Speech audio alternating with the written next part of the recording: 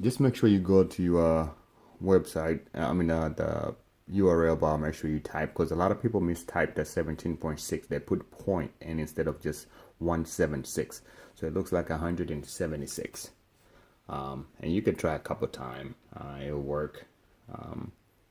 And if you have any suggestion or any if you get stuck, just put a comment on this video, and I will send you a message back, or just give you some clear direction if this is not as clear. So we're almost done here, as you guys can see.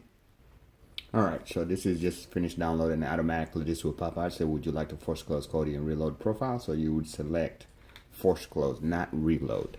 So you would go force close and select that. It's going to take us back to the main screen with which we should have Kodi on there. Let's go back to the home screen. Alright, so if you don't see it from here, you would go down to scroll all the way to the right, and you're going to select see all. Just let me right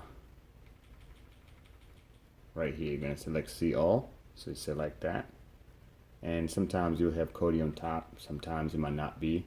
So like mine is on the bottom, so you would select on the remote the little 3 lines button, and select that, and then as you can see to the right there, you say just move to the front, it'll take it up top.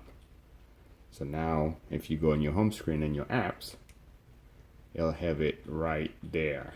So from here, pretty much guys, almost done. So you would come up to your home screen and select the Kodi, and it's going to open it up. It's going to go a big old X in the middle there with the Kodi.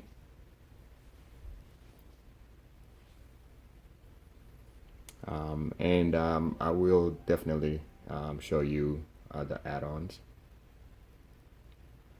So once it comes on, you're just pretty much going to explore the Kodi of movies and any other apps that it has up here. As you can see, TV shows, you have movies. You go down, you got Netflix.